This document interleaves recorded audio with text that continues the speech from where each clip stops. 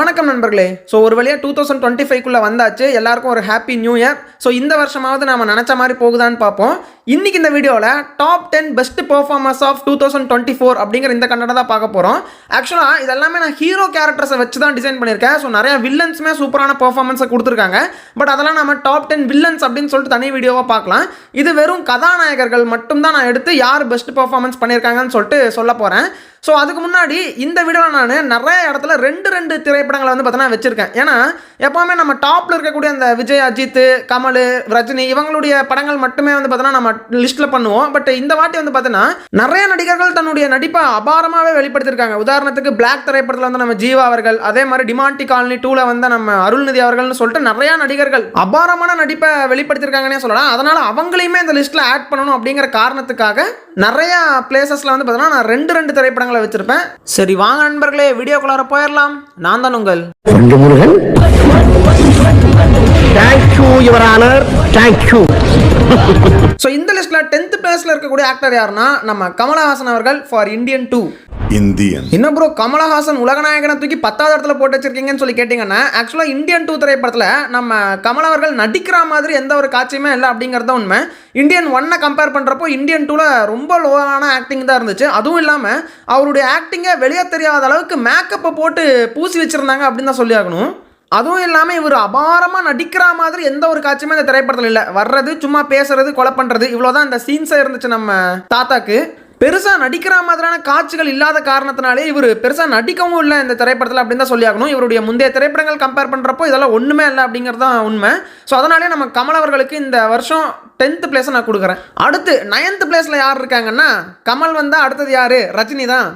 ஒரு வாரம் ரொம்ப அதிகம், 3 நாள் டிபார்ட்மெண்ட்டுக்கு நல்ல பேர் வரும். ஸோ ஆக்சுவலாக இந்த ஒரு திரைப்படத்தில் நம்ம ரஜினிகாந்த் அவர்கள் ரொம்ப சூப்பராகவே நடிச்சிருப்பாங்க. இந்த தர்பார், அண்ணாத்தெல்லாம் கம்பேர் பண்ணுறப்போ வேட்டையனில் ஒரு நல்ல ஆக்டிங்கை நம்ம ரஜினிகாந்த் அவர்கள் கொடுத்துருப்பாரு அப்படின்னே சொல்லலாம். ஆனால் பெருசாக நடிப்புக்கு தீனி போடுற மாதிரியான காட்சிகள் இந்த ஒரு திரைப்படத்துலையும் இல்லை அப்படின்னு தான் சொல்லி ஆகணும். ஸோ ஜஸ்ட் அவர் போலீஸ் ஆஃபீஸராக வராரு, அவர் எப்படி அந்த கிரிமினல்ஸை ஹேண்டில் பண்ணுறாரு அப்படிங்கிற மாதிரி தான் காட்டியிருப்பாங்க. அண்ட் ஆல்சோ அந்த டீச்சர் இறந்துட்டாங்க அப்படிங்கிற விஷயத்தை கேட்டு ஒரு செகண்ட் வந்து பார்த்தீங்கன்னா அழுகிற மாதிரி காட்டுவாங்க. அந்த சீனில் தான் கொஞ்சம் எமோஷனலாக அவர் நடித்த மாதிரி இருக்கும். அதை தாண்டி வந்து பார்த்தீங்கன்னா எந்த ஒரு பெரிய நடிப்பையும் வந்து பார்த்தீங்கன்னா இவர் வெளிப்படுத்தின மாதிரி இருக்காது. ஜஸ்ட் ஒரு போலீஸ் கேரக்டர் எப்படி இருப்பாங்களோ அதே மாதிரி கூலாக தான் இருந்திருப்பாரு. ஸோ அதனாலே இவருக்கு 9th பிளேஸை கொடுத்துருக்கேன். ஸோ இந்த 9th பிளேஸில் இருக்கக்கூடிய இன்னொரு திரைப்படம் எதுன்னா நம்ம ஜீவா அவர்களுடைய நடிப்பில் வெளிவந்த பிளாக் திரைப்படம் தான். இந்த மாதிரி ஒரு சவுண்ட் நான் கேட்டதே இல்லை. ஸோ இந்த ஒரு திரைப்படத்தில் பெருசாக நடிக்கிற அளவுக்கு காட்சிகள் இருக்குமான்னு சொல்லி கேட்டிங்கன்னா கிடையாது. ஸோ பட் நம்ம ஜீவா அவர்களுக்கு அந்த சஸ்பென்ஸ் புரிஞ்சக்கப்புறமா, அதாவது நம்ம வந்துட்டு ஏதோ ஒரு லூப் ஹோலில் மாட்டிக்கிட்டோம் அப்படிங்கிற விஷயம் தெரிஞ்சக்கப்புறமா அவர் என்ன நடக்குதுன்னு புரியாமல் இருக்கக்கூடிய அந்த ஒரு எக்ஸ்பிரஷன்ஸாக இருக்கட்டும், அதுக்கப்புறமா தான் ஒய்ஃபுக்கு துரோகம் பண்ணிட்டோம் அப்படிங்கிற விஷயம் தெரிஞ்சப்போ தான் ஒய்ஃபை கன்வின்ஸ் பண்ணுற அந்த ஒரு காட்சியாக இருக்கட்டும், அப்புறம் திடீர்னு வேற ஒரு ஜீவா வந்துட்டு அவங்க வீட்டுக்குள்ளே வந்தோடனே அவங்க 2 பேர்த்துடைய ஆக்டிங்காக இருக்கட்டும், இந்த மாதிரி வந்துட்டு பார்த்தீங்கன்னா ஏகப்பட்ட இடங்கள்ல நம்மளை என்டர்டெயின் பண்ணிட்டே இருந்தார். நல்ல ஒரு ஆக்டிங்குமே வெளிப்படுத்தியிருந்தார் நம்ம ஜீவா அவர்கள் அப்படின்னே சொல்லலாம். ஸோ அடுத்து 8th பிளேஸில் இருக்கக்கூடிய ஆக்டர் யாருன்னா, ஃபர்ஸ்ட் நம்ம கார்த்தி அவர்கள்.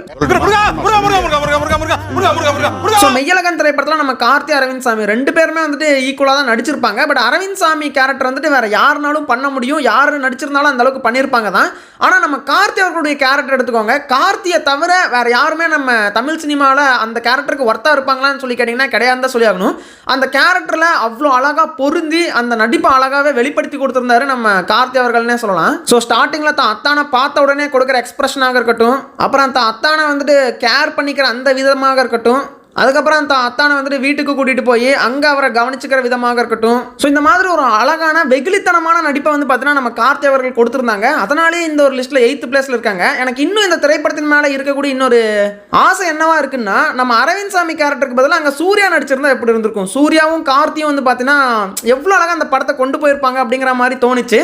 பட் அரவிந்த் சாமியுமே சூப்பராக பண்ணியிருக்காரு தான். பட் எனக்கு அந்த மாதிரி ஒரு ஆசை இருந்துகிட்டே இருக்குங்க. அடுத்து இந்த 8th பிளேஸில் இருக்கக்கூடிய இன்னொரு நடிகர் யாருன்னா, நம்ம லப்பர் பந்து திரைப்படத்தில் நடித்த அட்டகத்தி தினேஷ் அவர்கள் தான். நீ பொட்டு வச்ச தங்க கொடம் ஊருக்கு நீ மகுடம்.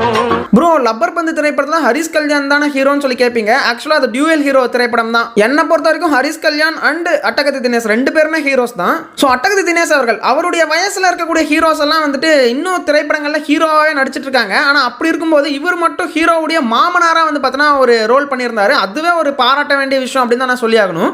அண்ட் ஆல்சோ அந்த ஒரு வயசான ரோலுக்கு இவர் எப்படி செட் ஆவார்னு பார்த்தா அதுக்கேற்ற மாதிரி இவரும் நடிச்சு அந்த கேரக்டரையும் வந்து பார்த்தீங்கன்னா அவ்வளோ அழகாக கேரி பண்ணி கொண்டு போயிருந்தார் அப்படின்னே சொல்லலாம். ஸோ ஒரு பக்கம் கிரிக்கெட் மேலே இருக்கக்கூடிய காதலையும் அவ்வளோ அழகாக காட்டியிருந்தார், இன்னொரு பக்கம் நான் தான் பொண்டாட்டி மேலே இருக்கக்கூடிய பயத்தையுமே வந்து பார்த்தீங்கன்னா அவ்வளோ சூப்பராக வெளிப்படுத்தியிருந்தாருன்னு சொல்லலாம். அண்ட் ஆல்சோ இந்த திரைப்படத்தினுடைய முக்கியமான அந்த தீம் என்னன்னா 2 பேருக்கு நடுவில் இருக்கக்கூடிய ஈகோ தான். அந்த ஈகோ வந்து பார்த்தீங்கன்னா நம்ம அட்டகத்தி தினேஷ் அவர்களுடைய மூஞ்சில அவ்வளோ சூப்பராக தெரியும். எனக்கு ஒன்று சுத்தமாக பிடிக்கலடா அப்படிங்கிற விஷயத்த பார்வையிலே காட்டியிருப்பாரு நம்ம அட்டகத்தி தினேஷ் அவர்கள். அதனாலே இந்த ஒரு லிஸ்ட்ல வந்துட்டு அவர் 8th பிளேஸ்ல இருக்காரு.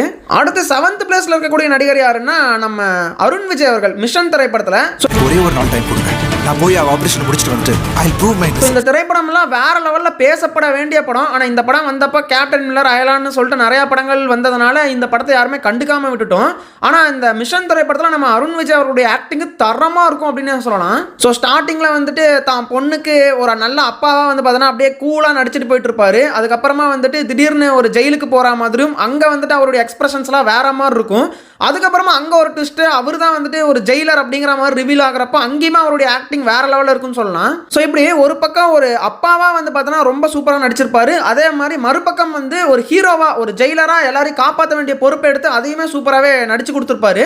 ஸோ மிஷன் திரைப்படம் இங்கே எத்தனை பேர் பார்த்துருப்பீங்கன்னு தெரியல, ஆனால் வேற லெவல் படம். நம்ம அருண் விஜய் அவருடைய ஆக்டிங்குமே அதில் தாறுமாறாக இருக்கும் அப்படின்னு தான் சொல்லி ஆகணும். ஸோ அடுத்து 6th பிளேஸில் இருக்கக்கூடிய திரைப்படத்தை தான் பார்க்க போகிறோம். 6th பிளேஸ்லையுமே 2 திரைப்படங்கள் இருக்கு. ஒன்று வந்துட்டு டிமாண்டி காலனி 2.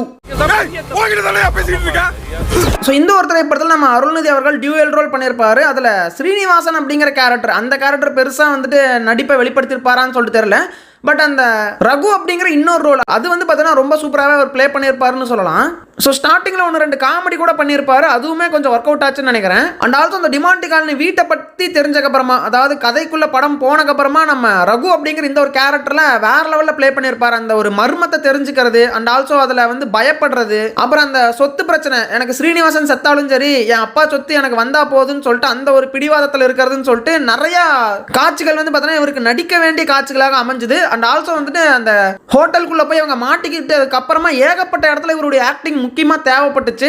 ஸோ படம் கொஞ்சம் லேகாக தான் போயிருக்கும், பட் இருந்தாலுமே இவருடைய பெர்ஃபார்மன்ஸ் ஒர்த்தாவே இருந்துச்சு இந்த திரைப்படத்தில் அப்படின்னே சொல்லலாம். அதுவும் இந்த மாதிரியான ஒரு ஜானர் திரைப்படங்களுக்கு நம்ம அருள்நிதி அவர்களுடைய ஃபேஸ் ரொம்ப சூப்பராகவே செட் ஆகுது அப்படிங்கிறதாங்க உண்மை. அடுத்து 6th பிளேஸ்ல இருக்கக்கூடிய இன்னொரு திரைப்படம் என்ன அப்படின்னா நம்ம தளபதி விஜய் அவர்களுடைய நடிப்பில் வெளிவந்த கோட் திரைப்படம் தான். இனிமே சத்தியமா கூடாதுடா.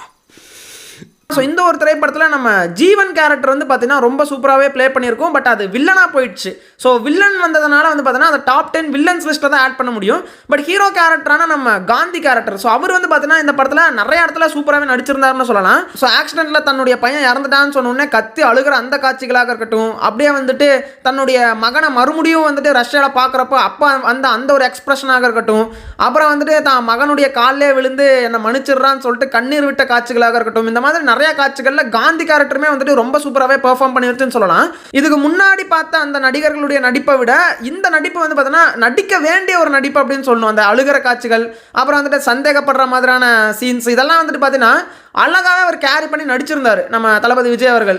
இருந்தாலுமே இவரை நான் 6th பிளேஸில் வைக்கிறேன். ஏன்னா இதை விட சூப்பராக பெர்ஃபார்மன்ஸ் பண்ண சில நபர்களெல்லாம் வந்துட்டு 2024 இருக்காங்க. அதனால் வந்து பார்த்தோன்னா நம்ம தளபதி விஜய் வந்துட்டு நான் 6th பிளேஸில் வச்சுருக்கேங்க. ஸோ அடுத்து 5th பிளேஸில் இருக்கக்கூடிய ஆக்டர் யாருன்னா நம்ம கவின் அவர்கள் தான். ஸோ ஸ்டார் திரைப்படத்திற்காக ஸோ பிளட்டி பெக்கர் திரைப்படத்துலையுமே அவர் நல்லா தான் நடிச்சிருந்தார் தான். ஆனால் பிளட்டி பெக்கர் விடவே வந்துட்டு ஸ்டாரில் இன்னும் ஒரு படி மேலே நடிச்சிருந்தார் அப்படின்னு சொல்லலாம். ஏன்னா அது நடிப்புக்கான ஒரு திரைப்படமாக அது அமைஞ்சுது. நடிக்க தெரிஞ்சவனால தான் அந்த மாதிரியான ஒரு படத்தில் நடிக்கவே முடியும் அப்படிங்கிறத உண்மை. ஸோ ஸ்டார்டிங்கில் ஒரு ஸ்கூல் பாயாக வந்து ஒரு பெரிய நடிகன் ஆகணும் அப்படிங்கிற ஒரு எண்ணத்தோட வர்ற அந்த ஒரு சீன்ஸாக இருக்கட்டும், அதே மாதிரி காலேஜ் பையனாக இருந்து அவனுக்கு முதல் லவ் வர்ற காட்சிகளாக இருக்கட்டும், அதுக்கப்புறம் பெரிய நடிகனாகணும்னு சொல்லிட்டு வீட்டிலிருந்து தனியாக வந்து அங்கே சில எக்ஸ்பிரஷன்ஸ்லாம் கொடுத்துருப்பாரு. அவருக்கு அந்த வாய்ப்பு கிடைக்காது. அப்போ அந்த ஃபோன்லேயே வந்துட்டு பார்த்தோன்னா அழுதுகிட்டே பேசிகிட்டு இருக்கிற அந்த காட்சி, அதெல்லாம் அல்டிமேட்டாகவே நடிச்சிருந்தாருன்னு சொல்லலாம். அப்புறம் அவருடைய முகத்தில் வந்து ஆக்சிடென்ட் ஆகி மார்க் விழுந்துரும் அந்த மொமெண்ட்டாக இருக்கட்டும், அதுக்கப்புறம் நீ நடிக்க லாய்க்கில்லன்னு ஒருத்தர் சொன்னப்போ அந்த சீனில் வந்துட்டு நான் நடிக்க தெரியுண்டா அப்படின்னு சொல்லிட்டு கத்துற சீனாக இருக்கட்டும். ஸோ இந்த மாதிரி நிறைய காட்சிகளில் வந்துட்டு பார்த்தீங்கன்னா அவருடைய நடிப்பு அபாரமாகவே இருக்கும். அண்ட் எல்லாத்துக்கும் தீனி போடுற வகையில் அந்த கிளைமேக்ஸ், அந்த ஹாஸ்பிட்டல் சீனு, அதில் வேறு லெவல்லே வந்து பார்த்தீங்கன்னா பெர்ஃபார்மன்ஸ் பண்ணியிருப்பாரு. ஸோ இந்த மாதிரி படம் ஃபுல்லாகவே நடிப்புக்கு தீனி போடுற மாதிரியான காட்சிகள் நிறையாவே இந்த திரைப்படத்தில் இருந்துச்சு. அதுக்கேற்ற மாதிரி நம்ம கவின் அவர்களுமே அவ்வளோ சூப்பராக நடிச்சிருந்தாருன்னு சொல்லலாம். ஸோ பிளட்டி பக்கர்லையுமே நிறைய காட்சிகள் இருக்குது நடிக்கிறதுக்குன்னு சொல்கிற மாதிரி.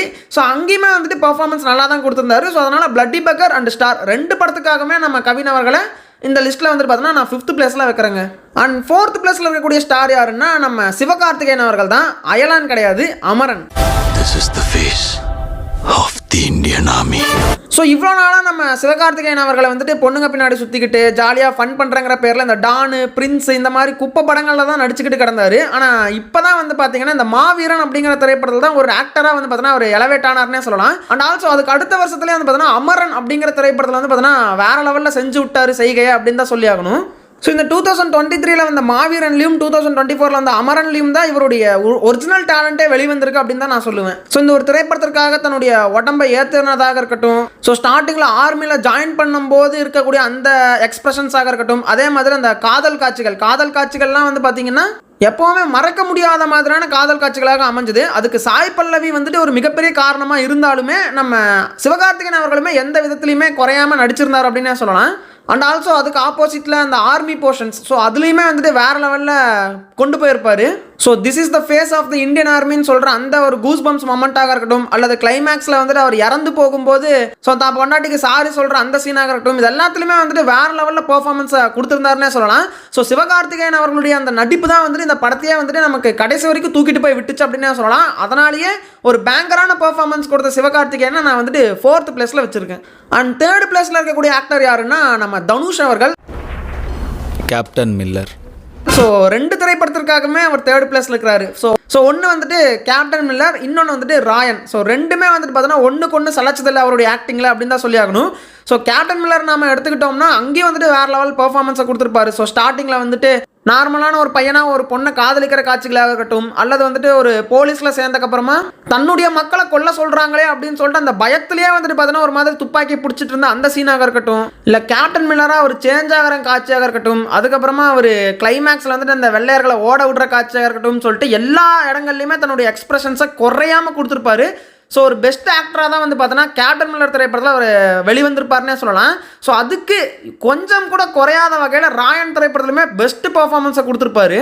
ஸோ இந்த மாதிரி அடிதடி வெட்டுக்குத்தெல்லாம் நமக்கு வேண்டாம், நமக்கு ஒரு தங்கச்சி இருக்குன்னு சொல்லிட்டு ஸ்டார்டிங்லேருந்து அப்படியே பதுங்கி போன அந்த காட்சிகளாக இருக்கட்டும், அதே மாதிரி இன்ட்ரோல் பிளாக்ல அந்த எலவேஷன் சீனு தான் தம்பிகளுக்கு எதுவும் ஆயிடக்கூடாதுன்னு சொல்லிட்டு ஒரு வெறியான ஒரு ராயனாக மாறுவார். அண்ட் தம்பிகளே தனக்கு துரோகம் பண்ணிட்டாங்க அப்படிங்கிறதுனால செகண்ட் ஹாஃபில் தங்கச்சிக்காக வந்து பார்த்தீங்கன்னா வேற ஒரு மாதிரி ராயனாக மாறுவார்.